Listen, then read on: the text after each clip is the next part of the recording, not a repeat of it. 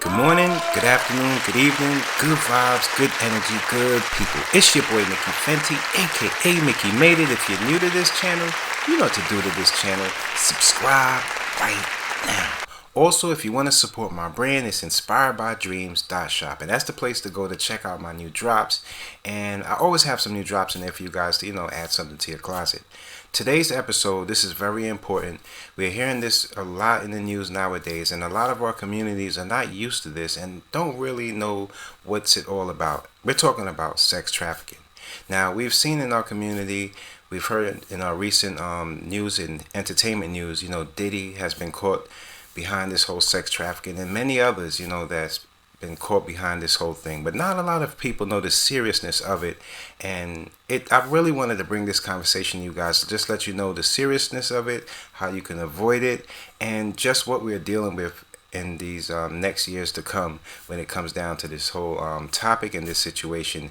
It's very scary out there, and if you have loved ones out there, and especially daughters out there, protect your loved ones, because people are doing the most to get whatever they want, and it's all because of greed and these sick people. So tune in. If you guys are new to this channel, subscribe. We're gonna have a lot more conversations, and I really want to hear you guys take on this. So leave your comments down below, and if you guys want to talk to me live, my morning shows 9 a.m. Monday, Wednesdays, and Fridays.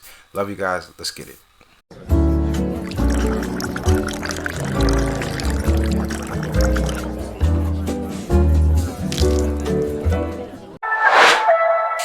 Mickey made it. Mickey made what you made, Mickey.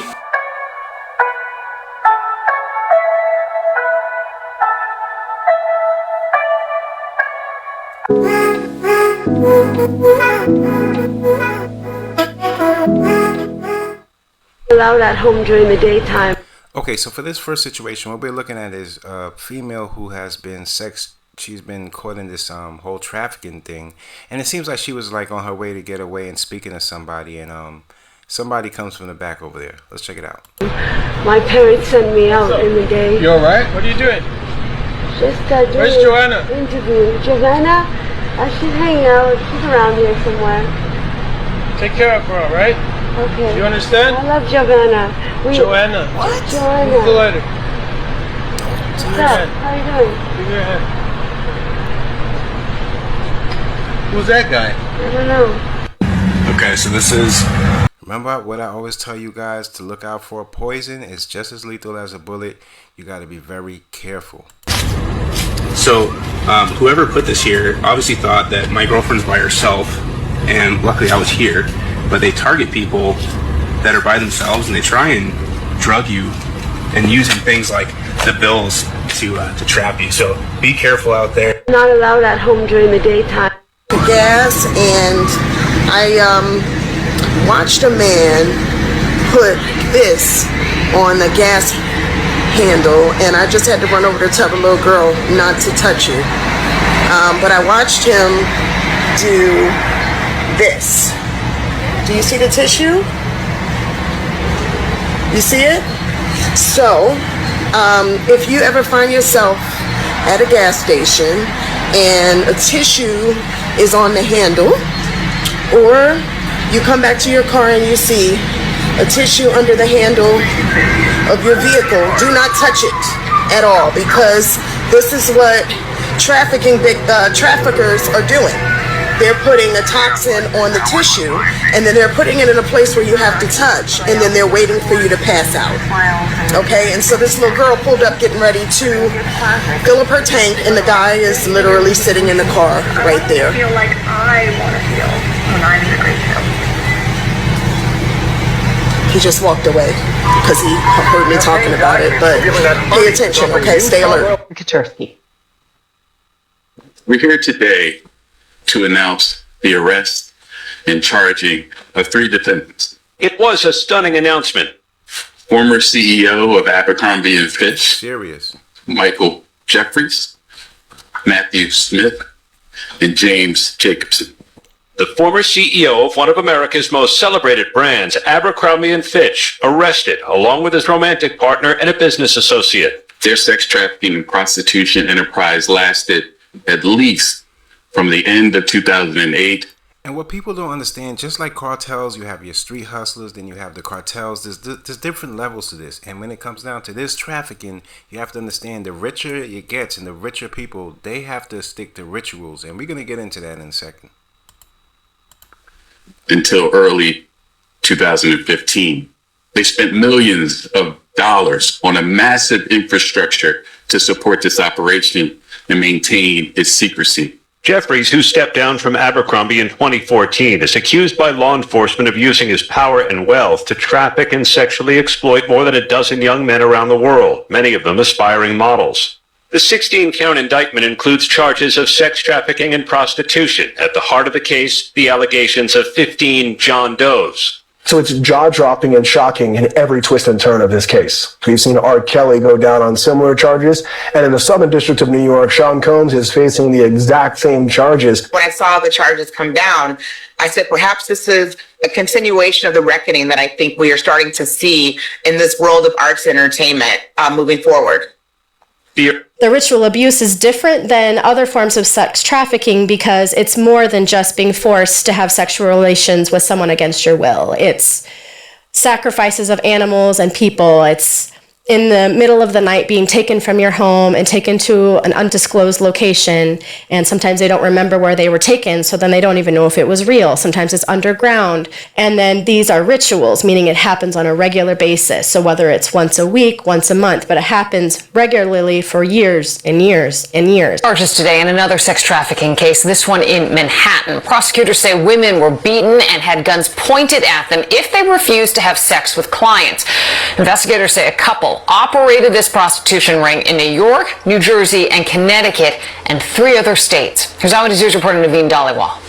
Jonathan Ruiz was led into the courtroom first, followed by his partner, Charlene Santiago.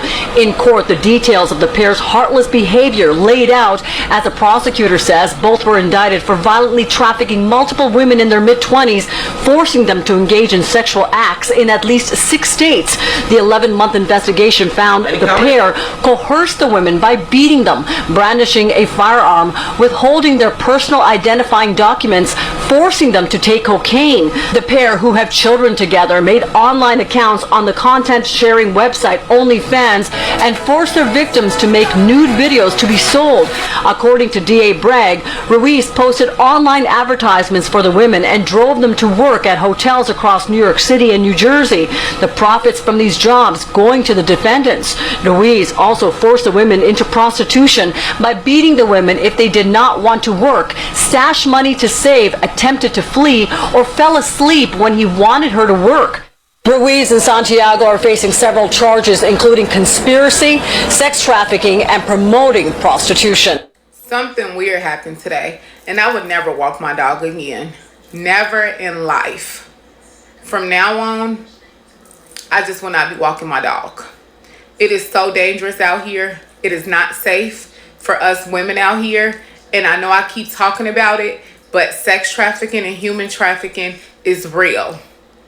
And it's not safe even in the broad daylight. It is not. So today is the day where I walk my dog. I go the same route all the time. Today I walked my dog. When I first started walking my dog, 2 men stopped their car. And they were saying that, oh, I love the dog, such a small dog. I'm ignoring them. They stopped. It was like 2 cars in the back of them. Stopped their cars trying to have a conversation with me. So 2 of the cars, they beeped their horns and was like, go, go, go. And the men still did not go. So still ignoring them. I'm still walking. I go to another direction. The car is like following me towards that direction. Now, mind y'all, this is an open space. So there's a lot of stores around that area, like a Dunkin' Donuts. It's a little mini mart. So I felt like I was semi-safe because it was a lot of stores and it was a lot of people outside. Doesn't matter because kidnappings happen in the broad daylight. Broad daylight is not stopping anything. So anyways, still walking. I go in my same direction I always go into. So this time, I walk around the park because I know it's a lot of people out there. I will be in a safe area walking my dog around the park. Now, I pay attention to everything. So I noticed these faces. Like I told you, it's always grown-ups at the park. They don't have any kids. They don't have nothing, but they're always at the park. That's how I know these people work in like gatherings. Like they work in, it's multiple of them. It's not just one or two. It's so many people that's involved with like sex trafficking and human trafficking. So anyways, I walk my dog and I go past the park, take him in that direction. I always take him into to allow him to get like some free space, run around, do what dogs do and whatever. And so I see one car, kept driving by, did a U-turn, drove by in my direction again. Then it was a woman, she drove by in my direction, did a U-turn. She did a U-turn and kept driving by in that direction. Thank God the police had came out of the blue and just drove by and just stayed like by where I was at for like 2 minutes. So that was great. I felt a little safe and whatever. So then, like I said, allowing my dog to run around, get some free space. I see this white car. He drive in the same direction about 3 times. So I'm like, okay, time is up. It's time to get my dog. It's time to go. So I hurry up, got my dog, and walk back towards like across the street towards the direction to the park. And once again, I see that same lady. I seen the other car that was driving around multiple times. So I'm seeing all of these people. It was a woman, she was by herself, and then it was like 3 to 4 different cars just doing the same thing as I'm walking my dog and whatever. So I go back towards, before that, it was this white car. Now, for these last couple of weeks, I have seen this white car a lot. But it was this white car, and I remember this guy's face. When I walked my dog like last week, he drove like past me like 4 times. So anyways, why did I see that same guy when I get to the park? He's sitting on the swings. That same guy is sitting on the swings at the park. And I'm like, I'm shocked. Because first of all, how did he get here so fast? Second off, why is he just sitting at the park on the swings? So I'm just like, wow, this is like creeping me out. So anyways, I'm like, you know what, guys, just let me make it home. Because my Apple Watch ended up going dead. I didn't have my phone. So I hurry up, get my dog. We walking fast, almost running. I get back to, that open space where I was at. And I see, once again, that same woman in these same cars driving in my direction, doing U-turns, constantly passing by. So they had a plan. They definitely had a plan. And like I said, it's not 1 or 2 people. It's multiple. It's a lot of them that's working together with this sex trafficking and this human trafficking. And it's more women involved. It's way more women involved.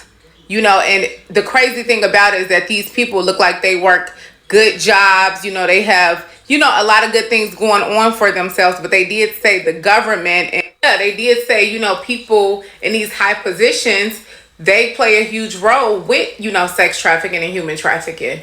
So thank God I made it home safe. Thank God he gave me a spirit of discernment. Thank God I was alert. But I would not be walking my dog again. I would not be going nowhere by myself. Normally on the weekends, I like to walk my dog for a good hour. But no more walking my dog. If I'm going alone, he just would not be getting walks. Ladies, protect yourselves. Be alert. Stay off that phone because it's getting dangerous out here. And it's more women and elderly women involved with this sex trafficking and this human trafficking. And all of these people are working together. So it's about 10 to 20 of them working together to make a plan and kidnap people. And it doesn't matter what time it is because it's happening in broad daylight.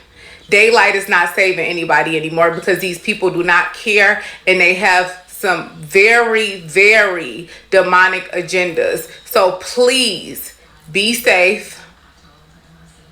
Protect yourself. Do not walk anywhere by yourself, and stay prayed up. Y'all have a blessed day. So I have a story time, and it's very serious. If you're in Houston, Texas, you really need to be on high alert, especially if you're a woman. My friend and I went to a Mediterranean bar. And, you know, we had good drinks, good food. So when we got ready to leave, literally as soon as I was about to touch the door handle, my friend was like, "Don't touch it." And I was like, you know, "What's going on?" And she said, "Come here." I went around to her side, which is on the driver's side. Oh my God. It was something on her door handle. And I wish that I could have gotten a video and picture of it to show y'all, because it was just really weird. And I'm like, is this really happening right now? Like, my heart was racing. I was really scared because I never would have thought that this would happen. So, you know, I come over to look at what was on her car door, and it was like this little, it looked like an alcohol swab, like those little alcohol wipes, and it was like stuck in between her door handles. So immediately, we run over to security to let them know, and I actually got upset because when we showed it to him, he was basically acting like it was no big deal. So I was just looking at him like a big side eye, and I'm a very suspicious person. Like, if I feel like something like that is a big deal and you're not taking it serious, like we told him about it, he was like, "Oh, I'm sure it's nothing." Sir, like, are you crazy?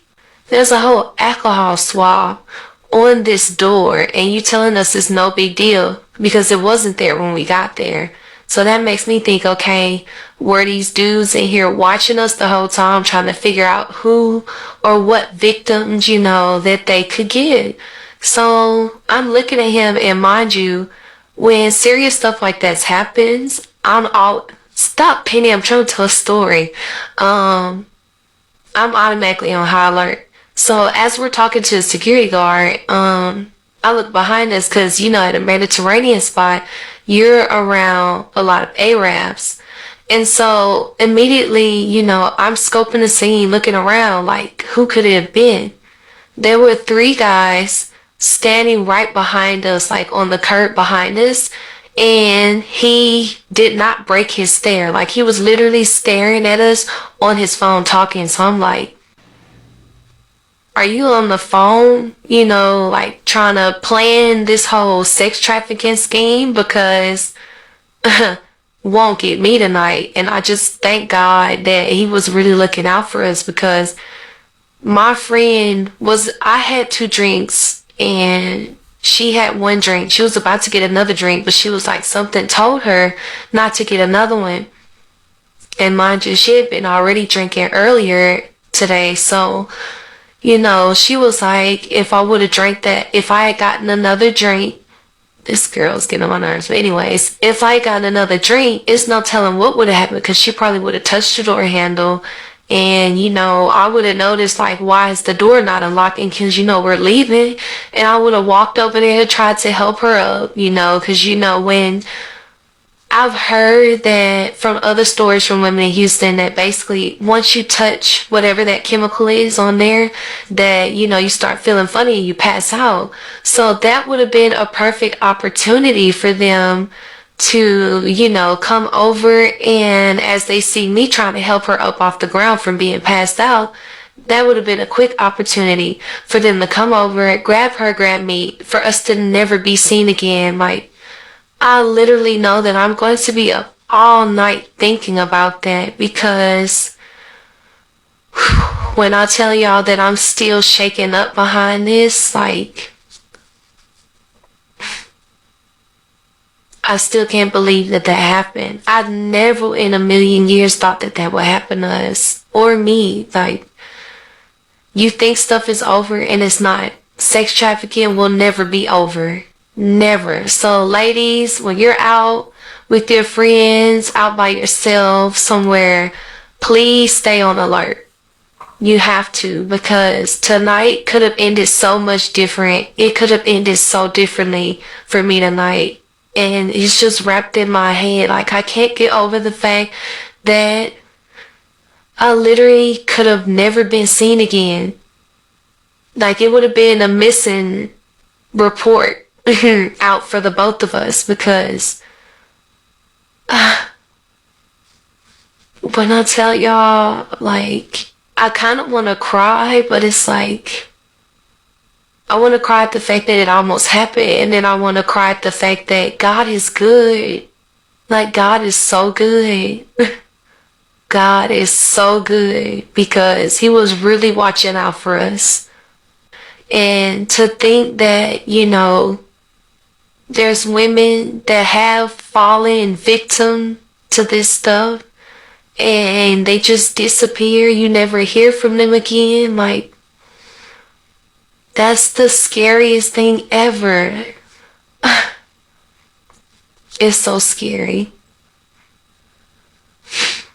And I just can't get over the fact, like, I keep replaying that whole scenario in my head over and over, like, from the security guard, like, he was really making me upset because he was acting like it was no big deal. Oh, and I forgot the fact that, you know, after we tell him, like, I told him, I was like, those guys look really suspicious, like, the way they're just standing there, like, they were literally staring at us, the whole situation. Basically like, oh crap, we got caught, and they were on the phone the entire time just staring us down. So you can't tell me that they weren't a part of it. There's no way you can't tell me they weren't a part of it. And then we tell the security guard, and he was like, oh, I know those guys, they're always here all the time. So I'm side-eyeing him like, are you a part of this too? Because I'll call the cops real quick. I'm not playing with anybody. When it comes to my life or people I care about, I'm not playing. So I'm looking at him like, sir, do you not know what's going on in the world? Like, there's serious sex trafficking going on. And you're sitting here telling us that it's no big deal and that, oh, I know those guys, they come here all the time. I don't care who you know. I don't care how often they come here. It's some scheming stuff going on, and I'm not about to be a victim. That's what I need you to know. So he gets, you know, we asked him, do he have gloves? He didn't have gloves. So he uses one of the dollar bills that he got, I guess from a tip, to take the swab out of the door. So I go back in the restaurant to get napkins because I'm not going to touch my side of the door either. I grabbed a whole stack of napkins, opened the door, threw that napkin on the ground because I don't want any trace of that chemical substance on me. I'm not trying to pass out, not trying to fall victim. When I tell y'all that was the scariest ride back to my apartment when my friend dropped me off, like, we were on high alert. I was literally looking in the back seat to see if anybody was following us the whole ride to my apartments. I went in my apartments, got some Lysol, sprayed her door handle, you know, she had extra napkins. Like, this was by far, I can't talk, this was by far the scariest moment of my life. And I beg and plead for all my women in Houston, please be on alert. Look at your door handles. Look at suspicious stuff. I mean, if that alcohol wipe wasn't there, it's no telling what would have happened. Because what if it wasn't an alcohol wipe? What if they would have just, you know, smeared the chemical on the door handle? We would have never known. Like, we could have been never seen again, ever. So ladies, please stay on alert. This world just gets crazier by the day.